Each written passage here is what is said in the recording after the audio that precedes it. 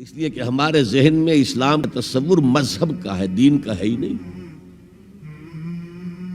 ہم وہی سمجھتے ہیں کہ نماز، ایک تو یہ کہ ہمارے عقائد ٹھیک ہو، نماز روزہ حج زکوٰۃ کا تقاضا ہو، اور کچھ جو ہمارے سوشل کسٹمز ہیں، عیدیں منائے، جمعہ پڑھے، قربانیاں دیا کریں عید الاضحیٰ میں، بچے کا عقیقہ کرے، مردے کو دفنائیں کفنائیں، شادی ہو تو ایجاب و قبول کرائیں، پھیرے نہیں ڈلوائیں گے۔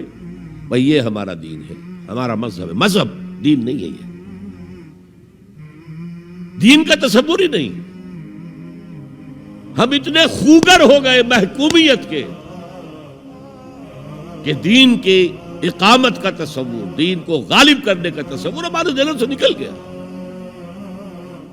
ذہن میں ہے ہی نہیں۔ علماء کو بھی اجنبی سی بات لگتی ہے، یہ کیا بات کہہ رہے ہیں، یہ تو اجنبی سی بات ہے، اس لیے کہ ہمارے ذہنوں سے تصور نکل گیا۔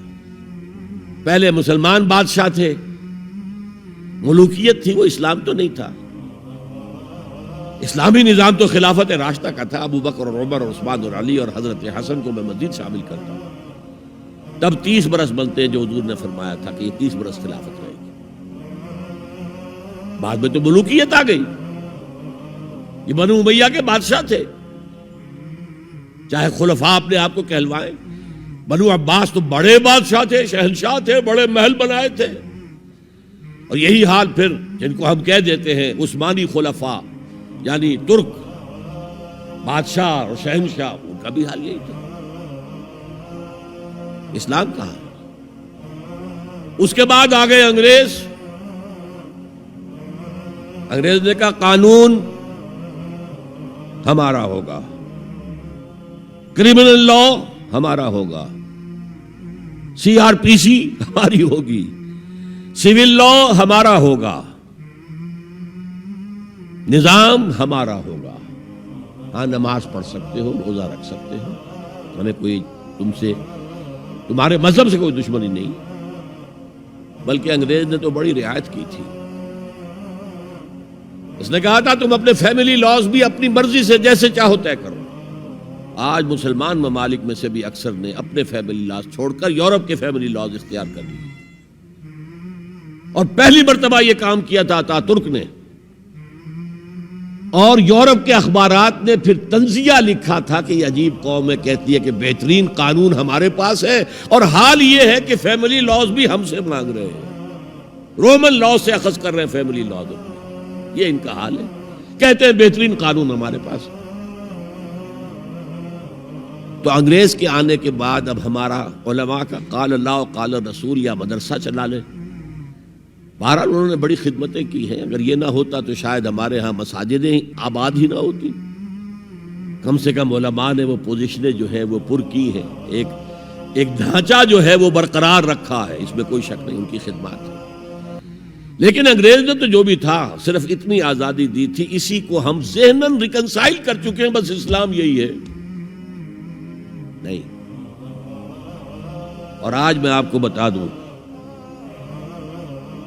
امریکہ اور انگلینڈ خاص طور پر، اور بقیہ عیسائی مملکتیں بھی بالعموم، اسلام کے خلاف جو جنگ جاری کر رہے ہیں، اور تیزی کے ساتھ یہ بڑھے گی، اس کا بھی معاملہ یہ ہے کہ مذہب کی حیثیت سے اسلام کے خلاف ان کی کوئی جنگ نہیں۔ جب بش کہتا ہے کہ ہم تو اسلام کے خلاف نہیں، صحیح کہتا ہے، سچ کہتا ہے، وہ یہ کہہ سکتے ہیں you have come here, you have purchased churches and synagogues and converted them into mosques. Did we object?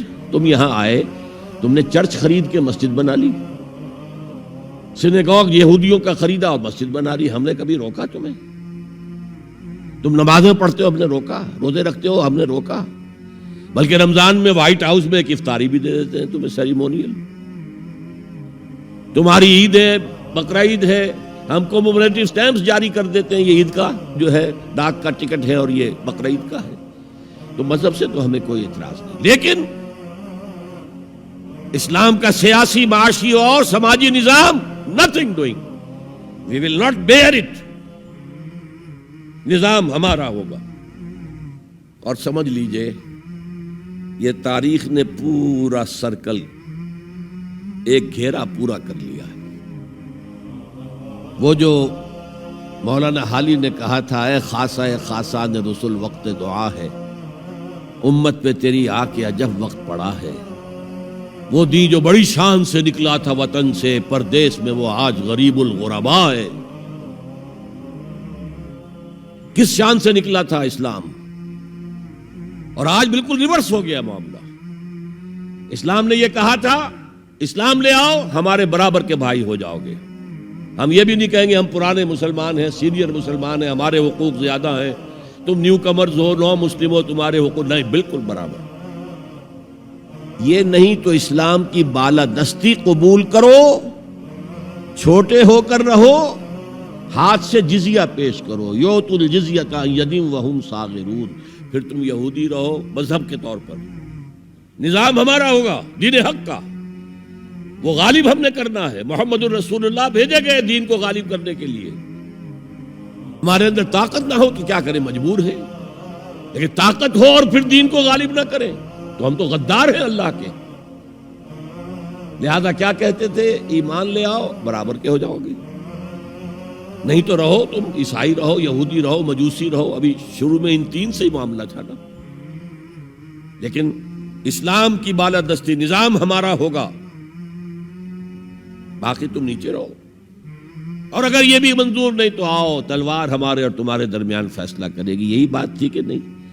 آج وہی بش کہہ رہا ہے نظام ہمارا ہوگا، اس نظام کے نیچے تم رہو، مسلمان رہو، ہندو رہو، عیسائی رہو، کچھ رہو۔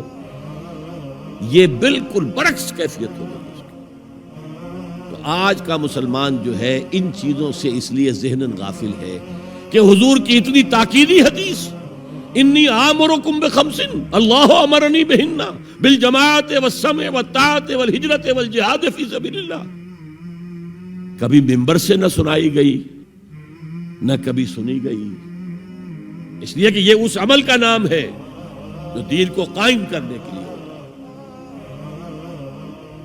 چوتھا کام فرمایا